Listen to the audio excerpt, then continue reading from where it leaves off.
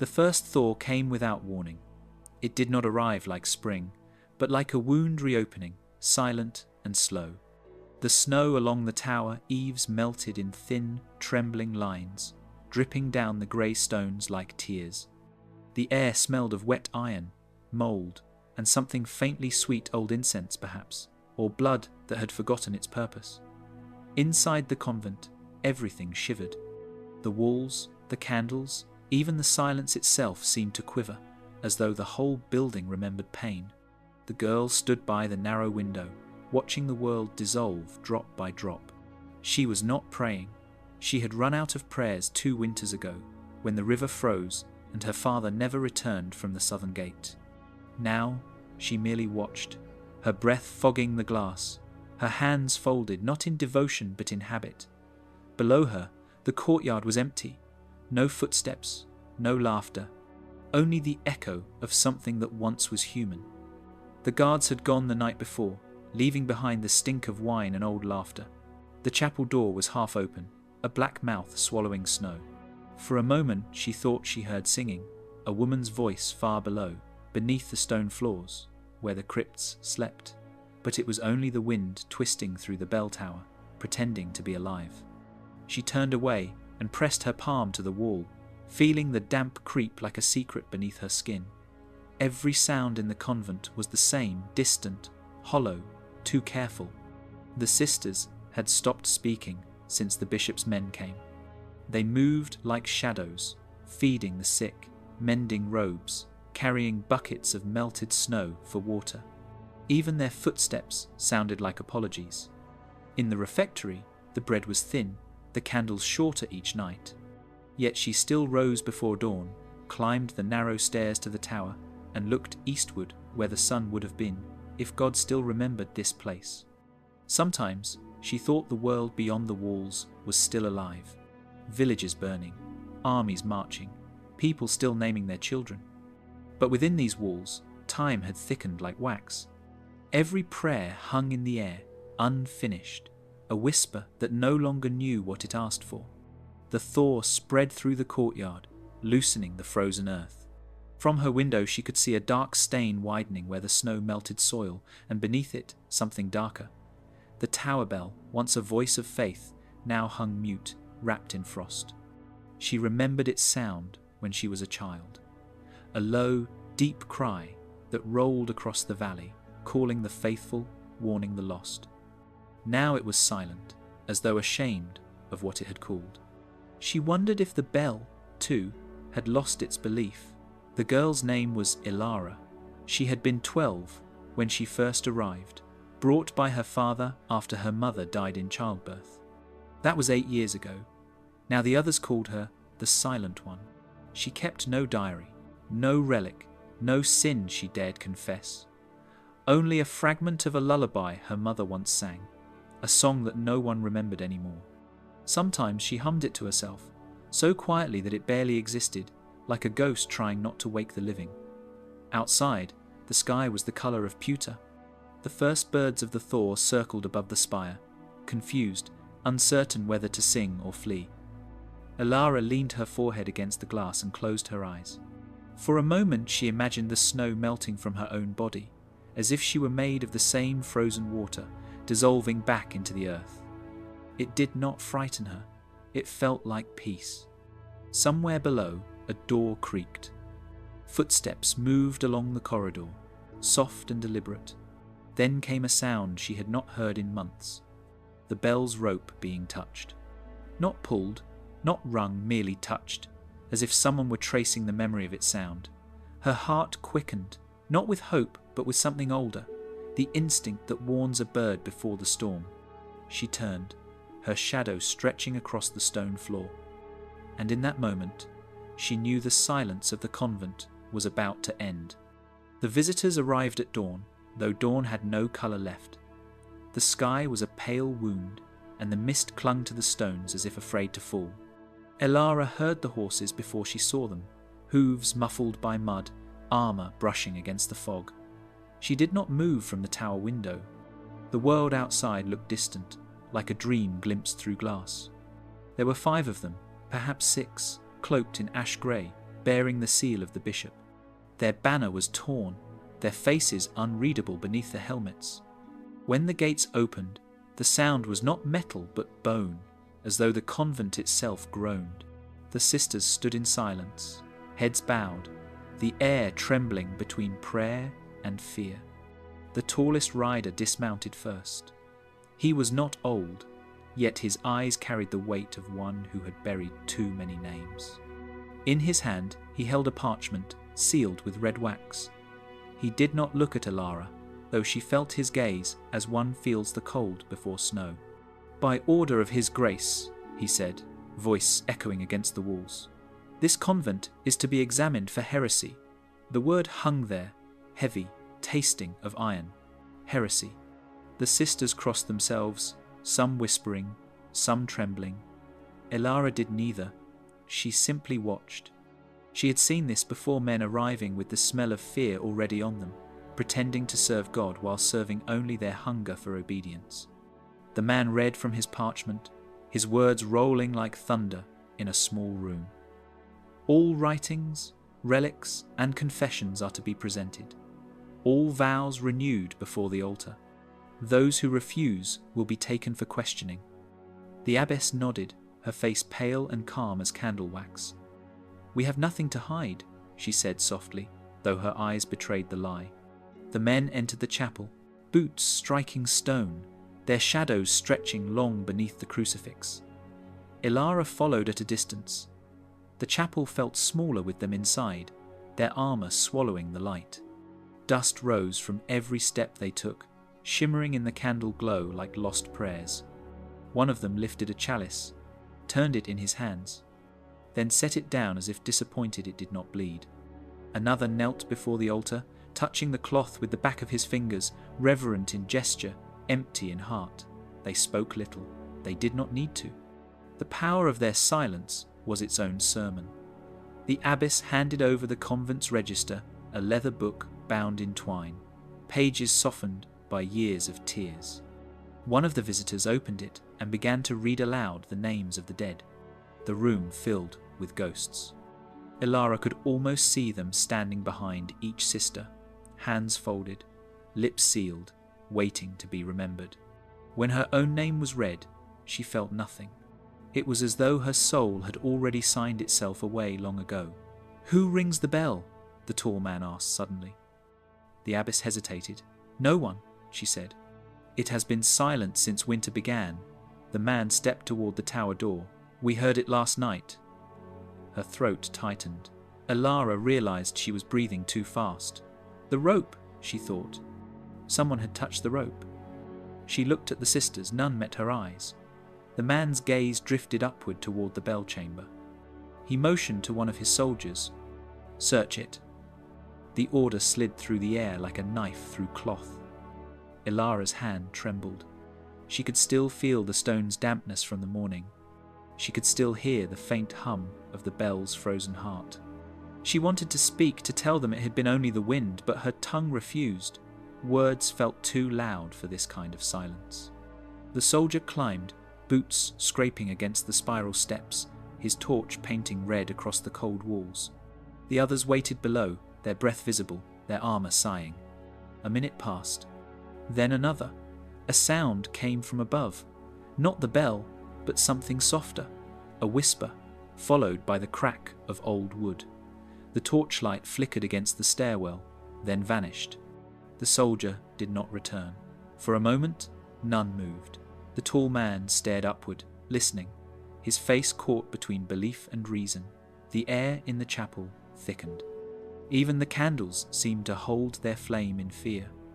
Ilara's heart beat once, twice, then stilled, as if listening for her own end. Then came the sound, a single, low toll from the tower, deep enough to shake the dust from the beams. The bell had spoken just once, but it was enough. The sound spread through the convent like a shiver, reaching every room, every prayer, every memory of faith. The tall man's expression changed, no longer stern, but uncertain, almost human. "Who did this?" he demanded, his voice breaking like glass. No one answered. The sisters fell to their knees. Some wept, some laughed, one fainted. Elara stood still, hands at her sides, eyes on the tower. She knew the sound she'd heard was not of this world. It had not been a call, nor a warning. It was the memory of God, remembering itself. The bell did not ring again. Its single cry lingered like breath on glass, fading but never gone. Even after the visitors sealed the tower and forbade anyone to enter, its echo clung to the air, thin as incense smoke, circling the rafters and seeping into dreams. That night, Elara could not sleep. She lay on her cot, staring at the beams above her head, where candlelight from the hall trembled against the wood. Every sound was too loud, the rustle of robes, the drip of melting snow outside, the faint rattle of rosaries clutched in uneasy hands. Somewhere in the darkness, a sister whispered a prayer for mercy, her voice breaking halfway through the Amen. The convent had become a lung, breathing fear. And yet, beneath it all, Elara heard something else. The faint rhythm of the tower, the heartbeat of stone remembering its song. She rose quietly and dressed, pulling her cloak tight. Her bare feet knew the path. They had walked it 1,000 times. The corridor stretched before her like the inside of a coffin, narrow and endless. She passed the chapel, where the visitors' torches had left streaks of soot along the walls, black scars against holy paint. The crucifix above the altar seemed to watch her go, eyes hollow, lips made of shadow. Outside, the wind had changed. It carried the smell of thawing earth and burned parchment. She reached the stairwell. The tower door was bound by an iron chain, sealed with wax. She knelt, touching the seal gently. It was warm, though the air was freezing. She whispered a name she did not remember learning, and felt the chain loosen beneath her fingers. It did not fall. It simply opened, as though the door had been waiting for her. The stairs spiraled upward into darkness. Each step groaned, each breath became visible. Halfway up, she stopped. There, in the corner of the stairwell, was a lantern old, rusted, still burning with a steady blue flame. It was not the torch left by the soldier. This light was quieter, older. She lifted it, and the shadows recoiled, pulling back like a tide. When she reached the bell chamber, the air changed. The frost was gone. The walls glistened as if covered in dew. And there, beside the massive bell, stood a figure. At first, she thought it was one of the sisters, kneeling in prayer. But as she stepped closer, the truth unfolded in silence. The figure was made of shadow and breath, neither living nor dead, its edges shifting like smoke. It was dressed in a habit that shimmered faintly, as if woven from light that had forgotten how to shine. Elara stopped, her pulse calm, almost curious. The figure turned, or rather, the air around it bent to show a face beneath the veil. It was hers. Older, perhaps. Tired. Eyes hollowed by years of solitude. The apparition did not speak. It only watched her with the stillness of a mirror. Then, slowly, it raised its hand and touched the bell rope. The same motion as before, no sound, only the promise of one. Elara felt her knees weaken. "Who are you?" she whispered, though she already knew. "The bellkeeper, the one who had rung the last sound of faith in this dying world. Her reflection in another time, her sin or her salvation." The ghost smiled, a sad, kind smile, and pointed to the floor. Elara followed the gesture. Beneath the bell lay a pile of feathers, grey, wet, half buried in frost. A dead dove, its wings folded as if in prayer. Around it, a circle of melted snow, perfectly clean. She bent down, touching the feathers. They were warm. A heartbeat thudded once beneath her palm. The bell trembled above her, a breath away from ringing. She looked up. The figure was gone. Only the blue lantern remained, its flame bending sideways as if drawn by some invisible current. Elara stood there for a long time, her hand on the rope, her eyes closed. The silence pressed against her ears until it felt like water.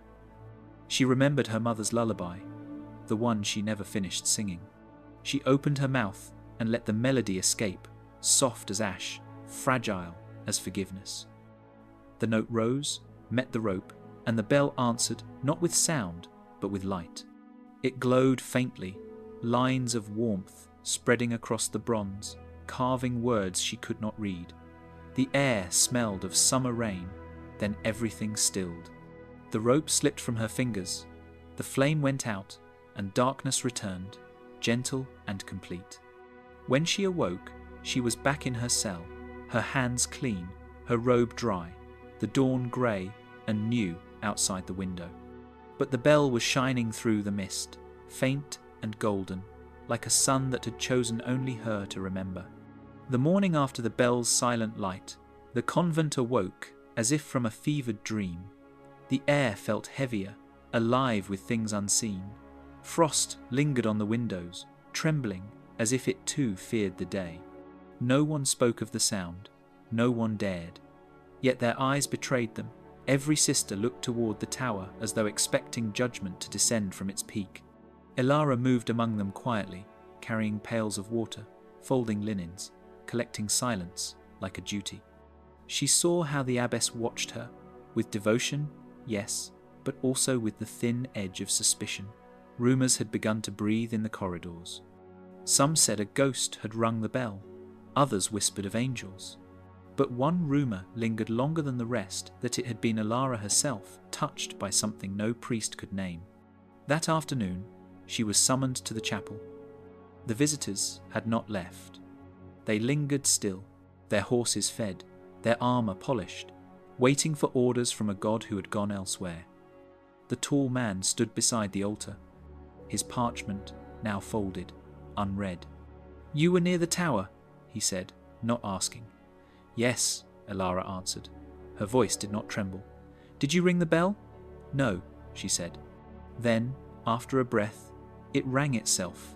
His gaze sharpened. "Nothing rings without a hand." "Perhaps," she said softly, "but not all hands are flesh." The abbess shifted uneasily. "She has always been quiet, devout," she said, her tone protective but uncertain. The man looked between them, then gestured toward the confessional in the corner, an old wooden structure that smelled of wax and rain. "Then let her confess," he said. "Let us see if God still listens." Elara obeyed. The wood creaked beneath her as she knelt inside. The screen was thin, its lattice glowing faintly from the candle on the other side. For a moment, no one spoke. Then the voice came, not the priest's, not the visitors', but something in between. It was calm, hollow, and patient. "What is your sin?" it asked. Elara hesitated. The world outside faded. She could no longer hear the footsteps or the wind, only her own heart, steady as the bell's memory. "I have forgotten how to believe," she said at last. The voice did not answer, only waited. "I do not remember why we pray," she continued, "or whom we pray to. I wake each morning to a silence that feels like punishment. I think of my mother, and I cannot see her face. I think of God, and I see only the snow." The confessional was warm now, too warm. The candlelight flickered through the lattice, painting her hands with trembling gold. "And the bell?" the voice asked. "It called me," Elara whispered. "Or perhaps it remembered me. I don't know which is worse." The voice shifted, gentler now.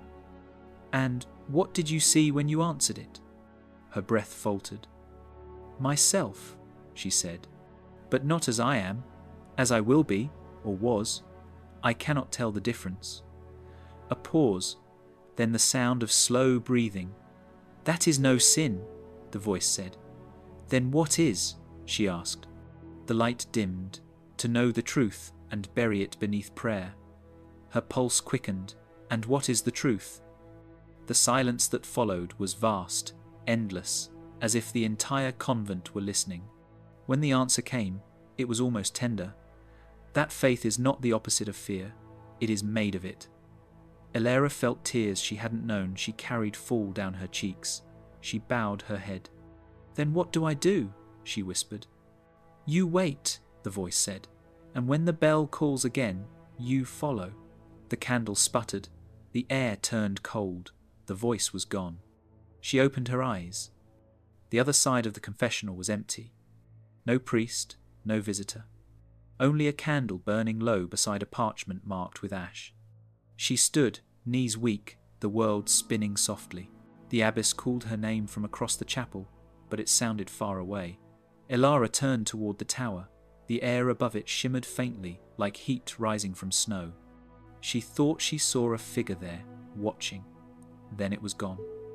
Outside, the wind carried a new sound, the faint echo of iron striking stone. Not a bell, not yet, but something waking beneath it. Something that remembered the shape of sound. The storm began as a whisper. The air darkened without thunder, the way grief arrives, quiet, absolute. By evening, the sky had folded into itself, a bruise stretching from horizon to heaven. The sisters moved quickly, covering windows, securing doors, whispering prayers that felt more like apologies. Ilara stood in the cloister, her face turned upward. The wind carried the scent of salt, though the sea was days away. A storm like this did not belong to nature, it belonged to memory. The bell tower loomed above her, shrouded in mist. No bird dared fly near it now. She could almost hear the pulse within its bronze, steady, patient, waiting. The abbess called her name, but the voice broke against the wind. Candles flickered in the chapel behind her, each flame bowing as though in surrender. She turned and entered, closing the heavy door. The sisters huddled near the altar, their faces pale, their eyes wide. The visitors had vanished, taking their armour and their questions with them, leaving behind the echo of authority, cold, metallic, useless. The storm roared outside, but within the chapel the air hung thick and unmoving. Ilara approached the altar. The crucifix above it trembled, the nails creaking softly. She reached out and steadied it. The wood was warm, almost breathing. She whispered a prayer, not to God, but to the silence itself. Let it end gently. A crash answered from outside. The tower had taken the wind full force. Stones groaned, timbers splintered. Then came the bell. It did not ring, it screamed. A sound too deep, too vast to belong to metal. The sisters fell to their knees. Some covered their ears, others wept openly. The abbess clutched her rosary so tightly that blood marked her palms. Ilara did not move. The sound was not pain to her, it was cooling. The air shimmered with invisible light, and the floor beneath her feet seemed to breathe. She walked toward the tower door. The abbess cried out, "Ilara, no!" But the voice was small against the storm. The door flew open on its own. Wind poured in like a living thing, tearing through veils and flames. Candles died, shadows twisted. She stepped into the gale. The rain struck her face like glass, but she did not flinch. The courtyard was half flooded, the ground alive with water and debris. She climbed the tower stairs, her hands gripping the cold rail, her breath matching the rhythm of the wind. Halfway up, she heard the voice again, the one from the confessional rising and falling with the storm. "Do you hear it?" it asked.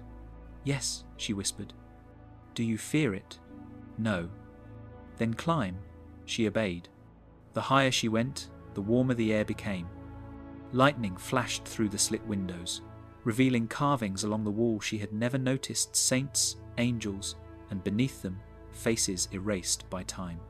Each step pulsed beneath her, alive with light. When she reached the chamber, the storm fell silent. Outside, the world spun in darkness, but within, everything glowed with a muted gold. The bell was radiant, its surface alive with faint inscriptions that shifted like water. Standing beside it, as she had before, was the figure, the bellkeeper, her reflection, her ghost. Only now the face was clearer. It was neither older nor younger, but timeless, carved from sorrow and mercy in equal measure. "Why do you call me?" Ilara asked. The figure tilted its head, the movement slow, graceful. "Because you still listen," it said. The voice was her own. "What are you?" What you left behind when you learned to fear God more than love him. The bell trembled. The world is ending, Elara said. The world ends every day, the figure replied. But not every heart survives its own ending. Elara reached out her hand. Their fingers almost touched. If I take your place, she asked, will it stop? The figure smiled, faint and luminous. There is no stopping, only remembering. Then it stepped back, fading into the light of the bell. Elara felt the rope against her palm, rough, warm, alive. She closed her eyes and pulled. The sound that followed was not sound at all.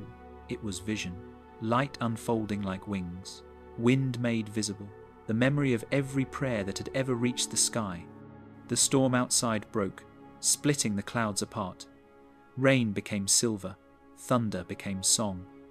The convent shuddered once, then stilled. Down below, the sisters lifted their faces, tears mingling with rain, their fear dissolving into awe.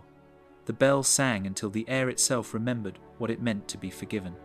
When the storm passed, it left behind a silence so vast it seemed to swallow the air itself. The rain had stopped, but the world still dripped, each drop falling like the last word of a forgotten prayer. The tower stood unbroken, though the stones glistened with new veins of gold where lightning had kissed them. The bell no longer shone, yet its warmth lingered in the air, a heartbeat without a body. The sisters emerged slowly, as though rising from graves. Their veils clung to their faces, their eyes wide and searching, not for one another but for meaning. The abbess stood at the threshold of the chapel, staring at the tower, her lips moving in a prayer that made no sound. The storm had taken something from her, perhaps fear, perhaps certainty. Elara descended the stairs barefoot, the steps damp beneath her. The world smelled clean, new, raw. She felt light, as if part of her had dissolved with the storm. When she reached the courtyard, the sisters turned toward her, and for a moment none spoke. Her robe was untouched by rain, her hair dry, her eyes calm. They looked at her as one looks at a statue that might move at any second. "It's over," the abbess said, her voice fragile. "No," Elara answered softly. "It has begun." The abbess flinched. "What have you done?" Elara looked up at the sky. The clouds were breaking apart, revealing a light, not of dawn, not of sun, something gentler, older. "I listened," she said, and the bell remembered its song. The sisters whispered to one another, words like birds scattered across a field. Some knelt, some fled. The abbess approached her slowly. "You have brought ruin," she said, though her tone was not anger, only exhaustion. Elara smiled faintly. "No, I have brought silence." They stood together as the last drops of rain fell. Somewhere beyond the walls, a river was singing again. The visitors never returned. Their tracks were washed away by the flood, and their parchment, their seals, their laws meant nothing in the new stillness. For days the convent lived in quiet awe. No one worked, no one prayed. They simply listened to the wind, to the dripping water, to their own hearts finding a rhythm they had forgotten. At night, Elara dreamed of light moving beneath the earth, veins of gold weaving through the dark like roots of a living soul. She dreamed of the bell ringing beneath oceans, beneath deserts, beneath the bones of saints. She dreamed that time itself had stopped, and everything that had ever been sacred was exhaling at last. On the 7th morning, she woke to the sound of footsteps outside her door. She rose, expecting the abbess, but it was not her. A child stood there, no more than 8 years old, clothed in grey, her hair damp with mist. Elara had never seen her before. The child held something in her hands, a feather, grey and white, glimmering faintly. "It fell from the tower," she said. Her voice was small, yet steady. "It was waiting for you." Elara knelt, taking the feather gently. It was warm, the same warmth she had felt that night beside the bell. "Who are you?" she asked. The child tilted her head, smiling in a way that felt older than centuries. "I am what you left behind," she said, "and what you will become The child turned and walked away, leaving no footprints on the wet stone. Ilara stood there, the feather in her hand, the morning light breaking through the window, filling the hall with gold. The convent was silent again, but it was no longer the silence of emptiness. It was the silence of fulfillment, of something vast and unseen breathing through every wall, every heart, every shadow. She closed her eyes and felt it move through her, the stillness after creation, the moment before the first prayer, the space where faith and truth finally met. And for the first time in years, she smiled. The days that followed no longer belonged to time. They drifted like incense, uncounted, each sunrise indistinguishable from the next. The convent no longer rang its hours, for the bell had become more than a sound. It was a presence felt in the stillness of walls, in the quiet pulse of the air, in the hush before every breath. The sisters spoke little now. Words seemed too small for what had happened. Some left through the broken gates, returning to villages that no longer existed. Others stayed, tending to the silence as one tends to a garden, careful not to disturb what had finally bloomed. Ilara remained. She moved through the corridors like a memory that refused to fade. The abbess watched her with a gaze that had softened into surrender. Once she had been afraid of the girl, now she feared what the world would be without her. One evening, as twilight bled into the stones, Ilara climbed the tower again. The stairs greeted her like old friends, each creak a voice, each draught a sigh. The air grew warmer the higher she went, filled with the faint scent of salt and candle smoke. The bell awaited her, unchanged yet transformed. Its bronze surface bore veins of gold, glowing faintly in the dim light. Around it, the floor was strewn with feathers, all grey, all unburned. She approached, slowly, her bare feet silent on the stone. "I have come back," she whispered. The wind stirred, gentle as breath. "I know," said the voice, within her mind, her own and not her own. "It is time," she nodded. There was no fear, no hesitation. "What happens now?" "You remember," the voice said, "and then you forget." The lantern beside the bell flickered to life, though no hand had touched it. The flame burned white. Ilara reached out, fingers tracing the carvings on the bell's surface. Words shifted beneath her touch, phrases of prayer, fragments of song, names of those who had once believed. She understood none of them, yet felt them all. Each mark pulsed like a heartbeat. She closed her eyes. The air thickened. The gold lines along the bell brightened, spreading outward across the walls, the ceiling, the floor, until the entire chamber glowed as though it were the heart of the world. The sound came not from the bell but from within her, a tone pure and endless, beyond pitch or measure. Light poured from her hands, from her breath, from her silence. She saw the convent below, the sisters kneeling in wonder, the fields beyond greening under sudden sun. She saw the dead stirring in their sleep, not to rise, but to rest at last. She saw her father standing at the gate, smiling. She saw her mother's face, clear and kind. She saw the sea, frozen in stillness, and beyond it, the horizon folding into light. And then, slowly, she was no longer seeing, she was becoming. The tower dissolved into radiance. The bell melted into sound. Her body, her sorrow, her years all folded gently into the vastness of what had been waiting. When the light faded, dawn had come. The convent stood quiet and whole. The sisters found the tower empty, save for the bell, gleaming gold, its rope untouched, its tone humming softly in the morning air. They never saw Ilara again.